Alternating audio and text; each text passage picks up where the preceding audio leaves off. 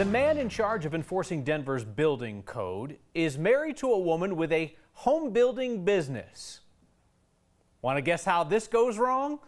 Denver's ethics board said today that he improperly used his position to help his wife's business.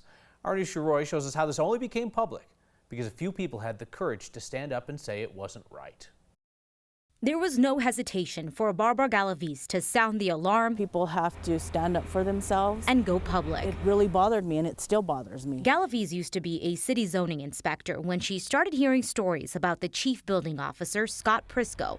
He's in charge of enforcing Denver's building code focused on safety and spearheading how to make construction more sustainable. I had been with the city for 17 years and had never done anything like that. But Galaviz couldn't let go of the irony when she heard Crisco used his position to help his wife's business. It's called Hip Homes and builds sustainable houses, including one in Denver. I was really upset because my husband and I have a business, and I was told that I had to sign a form every year saying that we would not do business in Denver. Another inspector told the Denver Ethics Board he felt uneasy. He says the Hip Homes project didn't have all the paperwork he needed for an inspection, but he did it anyway because he was worried about repercussions when he realized Crisco was involved. We'd like to commend them for coming forward. This morning, the Ethics Board unanimously voted. Aye. Aye. Aye. Crisco violated the city's ethics code by using his Twitter account with his public position on it to promote a Hip Homes open house and using city time and resources for private business. And issued some guidance to Mr. Crisco. On top of that, the board wasn't pleased because Crisco asked them for guidance in 2018 on how to properly handle a side business. With perhaps one exception, every single subset that we asked Mr. Crisco not to do, he in fact did. The city released a statement saying they believe Crisco made an honest mistake and gets to keep his job. He is now prohibited from doing any private business in Denver, and they've put a system in place to make sure that doesn't happen again. So in order to do that, the city has designated another person to take any questions about that one Hip Homes property in Denver. And Crisco has to remove any mention of his city job from his social media, which the city said he's already done, including that tweet that we showed. He has removed his position from social media at this point. So we often hear like a slap on the hand, but the ethics board can't even slap his hand. They can't even touch his hand. They can just say, you did wrong, and now. And here's a letter about it. And it's up to the city department to basically figure out what those next steps are, which is what we just talked about, but they're not even obligated to follow up with the ethics board. But the city said, hey, if you're not doing enough, please tell us because we're open to recommendations. So now it goes to his boss, who reports to Mayor Hancock, and we find out if there's any punishment coming down for him. All right. Thank you, Nusha. Democratic presidential candidate Pete Buttigieg is in Denver tonight for a fundraiser. Not one of those billionaires in a wine cave type fundraiser that Buttigieg has been criticized for. This is more of a PBR cave fundraiser at the Fillmore Auditorium. And we promise you, we always listen in when candidates come to town and schedule their events while Next is on the air. And that's what they did. Look, they have the big American flag. There's the music. There appear to be many people there. It's dark. I don't know. If Mayor Pete speaks while we're on the air and we're able to listen in, I promise you we will do that. So Buttigieg has been criticized for being tone deaf on racial issues. And today he decided to go by the Brother Jeff Facebook show in Denver. There he was asked about his struggle to get support from communities of color. He's asked about the issue of gentrification. Especially when we're talking about black and brown folks in underinvested neighborhoods, we want them to stay there. First of all, because it's a neighborhood that they're stabilizing. You want them, like literally through your policies, you want them. Yeah, of course. I mean, because here's the thing. Again, everything's connected, right? So I was talking earlier about how HBCUs is connected to how we can deal with health disparities. It's also connected to public safety. Brother Jeff's show is where the Denver mayoral campaign of Jamie Gillis began its implosion when she couldn't recall what NAACP stands for. You got the head of the NAACP, National Association for the Advancement of Colored People. Oh! Right there. That's how you do it. Buttigieg is the 5th Democratic presidential candidate to come through Colorado in recent months. The first day of the legislative session is always like the first day of school. You find your desk, you sharpen your pencils, you look to see if any of your friends got recalled. So it's slightly different. 5 Democrats survived what turned out to be comically inept recall efforts. So they're all back to have total control of the state capitol. But Republicans are feeling confident in their first day back since Coloradans voted to hold on to Tabor tax refunds rather than give them back to the state. Politics guy Marshall Zellinger noticed that stuff came up a little. The second regular session of Colorado, Senate of the 72nd General Assembly of the state of Colorado. You'd think that gavel would bring joy, but then you'd be forgetting the acrimony from last legislative session. I request Senate Bill 181 be read at length. When Republicans stalled bills in the Senate by having them read out loud. The objective usually was and is to vie for discussion. The opportunity for you, the majority leader, or another member of the majority to ask, what do you want? That question can be the magic words that open a not-so-secret door to success. But do Democrats want to talk to Republicans after 5 Democratic lawmakers faced failed recall efforts, including the Senate president? To those set on continuing their commitment to gridlock, let me say, your efforts have been and will continue to be a fruitless endeavor. It's clear these speeches in the Senate were meant for the other party. But what about in the House? They get along better. Exactly. They laugh. So who are they talking to when they give their opening day speeches? I invite you to join me in taking matters into our own hands. We're talking some about policy, but we're also talking about approach. What we do in this room over the next 120 days matters a lot. So it's making sure that the will of the voters is upheld from this last election and previous elections, and really just talking to the state of Colorado in general. Today is supposed to be, how does that song go? Sunshine and lollipop. I don't think we have the rights to that. Except when you dig into the opening day speeches, Kyle, you hear the digs at each other. Here's one thing that might bring both sides together this year. Republicans always want to find money that already exists in the budget. And this year, Democrats might as well, because bills that come forward that will cost the state new money, even if they're Democratic bills, might not have a chance. You have to think, though, that there is going to be some effort at bipartisanship, because even if only a few voters are turned off by the tone at the Capitol, Democrats have everything to lose because they have all of the power. And they have to be on the ballot mostly in November, and they don't want to give up that Senate, because that's the one that, if it becomes a split legislature, we'll have a lot more fun than we do now. You say. All right, thank you, Marshall. So, again, Republicans do not have the votes to stop anything at the Capitol unless they can get some Democrats to defect. Now, what they can do is try to get everyone's attention with some of their ideas, even if those ideas are likely to fail. Knowing that today is the day when attention on their agenda is at its highest, they chose to focus on education. We should pay great teachers more. We should give a bonus to those teachers that are judged by the system we have today to identify those who are most highly effective. Now, paying teachers more sounds fantastic. Here's the thing you have to remember. Local school boards set teacher pay district by district. That is not set at the state level like it is in some other parts of the country. So for that idea to work, the legislature would have to set up a bonus program using state money. They figured about $50 million worth. Democrats have that complete control at the state capitol, and with that power will come most of our scrutiny this session. It's only fair, because Democrats are the ones who will get to decide what gets done and what doesn't. We got a glimpse today of the difficult position that the minority Republicans are in when you compare their stated legislative priorities to what their supporters rallied for on the Capitol steps. Republicans inside called for transportation funding. Republicans outside carried anti-vaxxer signs. Republicans inside linked teacher performance with bonuses. Republicans outside linked former President Obama and Hitler. Republicans inside included a call for bipartisanship. Republicans outside included the Proud Boys, recently featured in a 9 Wants to Know investigation on hate in our state.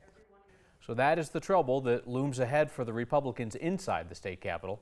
They have to answer to the Republicans outside.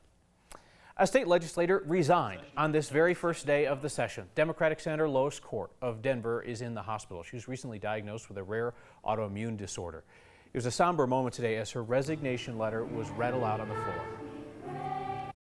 This is to inform you that I am resigning my seat representing Senate District 31 in the Colorado State Legislature, effective the end of the day on January 16, 2020. Representing the people of Denver in the State Senate and the State House has been one of the highlights of my life, and I am honored to represent such wonderful, engaged, and caring people. Sincerely, Lois Court. Court's replacement will be picked next week by a vacancy committee of about 160 people. If current state representative Chris Hansen is picked, he will be the 19th sitting lawmaker who was appointed rather than elected, just in this session. and his replacement in the House would then be the 20th. At that point, 1 out of every 5 state legislators would have been handpicked by party insiders rather than voted on by you. RTD's elected directors rejected a plan to post notice of their public meetings in their lobby. We noted here last night that, I don't know, guys, maybe the internet would be a more convenient and transparent place for citizens to see when you're meeting. RTD's elected leaders decided later last night that that wasn't a bad idea. They changed the policy on their agenda and voted unanimously that public meeting notices should also go up on the internet. Way to go, RTD. Colorado Parks and Wildlife has said it doesn't want to introduce gray wolves here. But if voters say to do it, can they just ignore the order? And something simple, aimed at making us better humans. It brings people together face to face and actually having conversation. Wouldn't that be something? Next.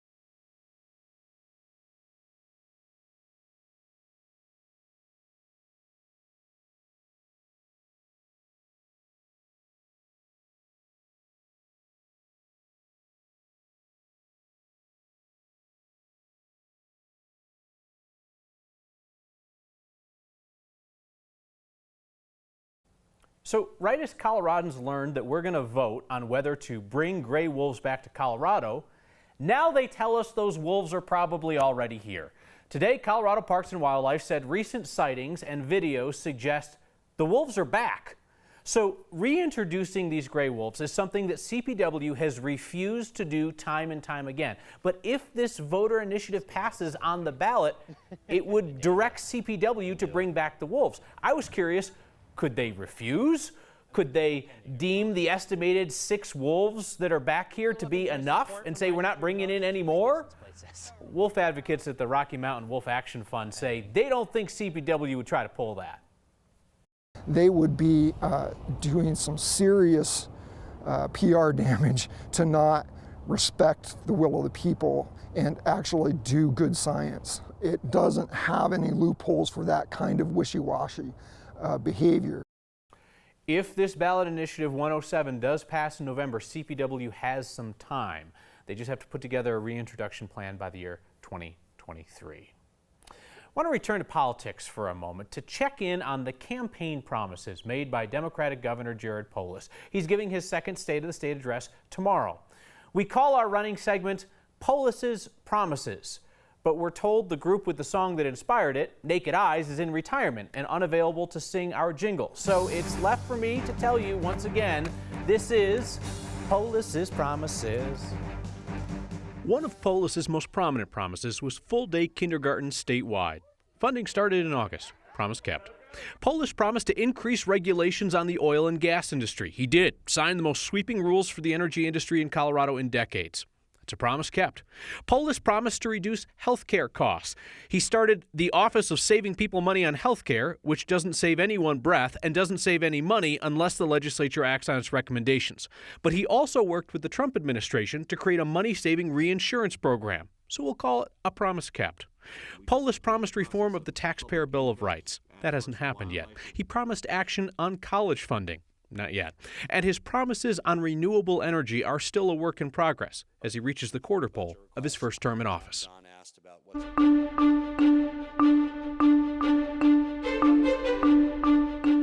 Windy and warmer today. 60s in January, we'll take that. And the wind is letting up a bit in the city as well. Should be in the mid-40s this time of year with our high at 62. You know that won't last. We've got southwest winds ahead of a developing storm that will bring snow to the high country later tonight.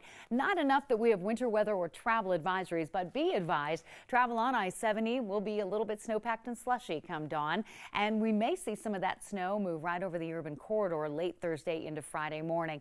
Most of the precip and energy stays to the north of us, and so the snow north and west facing slopes, about 3 to 6 inches of snow between now and Thursday night. And again, lower elevations, only a 20 to 30% chance of snow early Friday morning. Friday's going to be kind of a chilly day though as this system pulls away. Calm tonight with less wind, fair skies, mid-20s. That's where we start tomorrow. Sunny and then mostly cloudy, mid-40s in the afternoon. 30% chance of snow showers Friday, then clearing and cold, dry and cool for the weekend. Seasonal highs into early next week. And the sunrise and sunsets this week have been phenomenal. Please keep those weather pictures coming. Here's how you know if you have a good idea. We have been the victims of some competitors who've come in and tried to copy what we're doing. A business in Boulder tries to protect its turf and convince you to take a look. Next.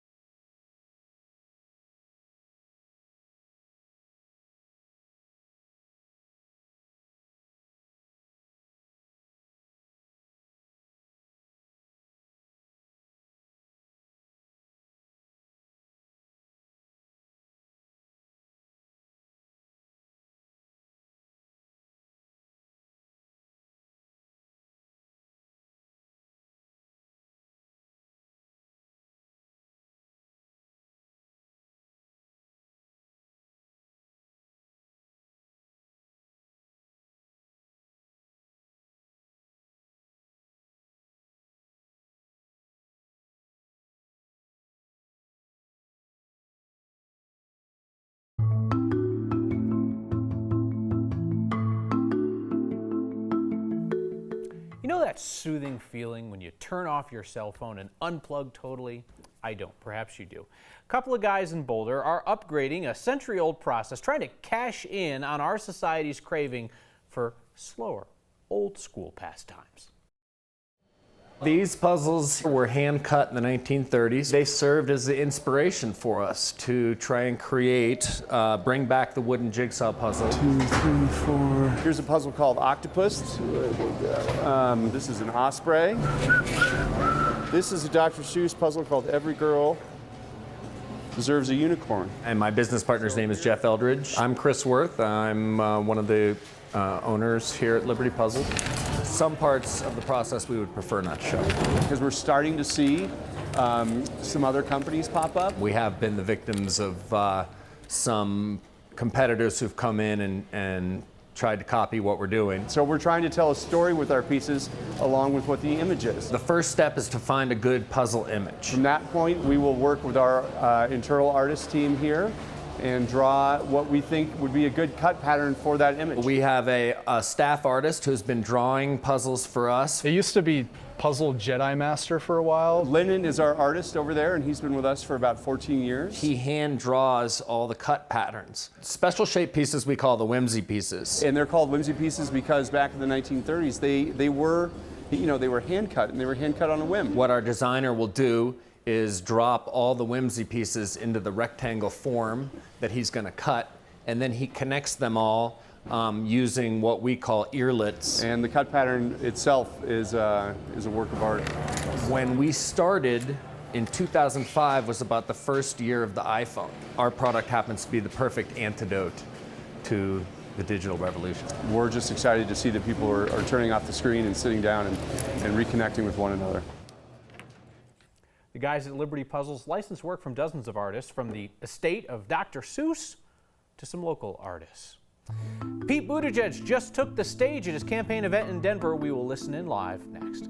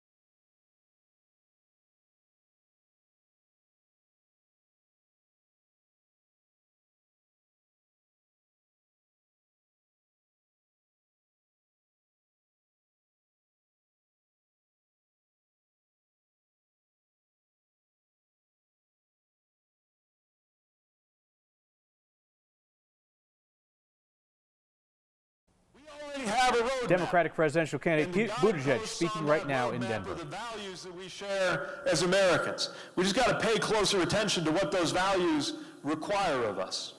Let's start with one that I think is on our mind a lot right now, the values we're supposed to feel when we look at this flag. And know that honoring this flag requires a lot more than hugging it, literally, or throwing yourself a military parade. That honoring this flag does not involve overthrowing military justice to pardon war criminals.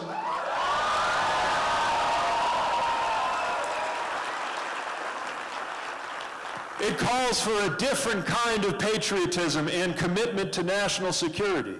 A love of country that begins with the knowledge that our country consists of people, and you cannot love a country if you hate half of the people in it. I'm talking about something better.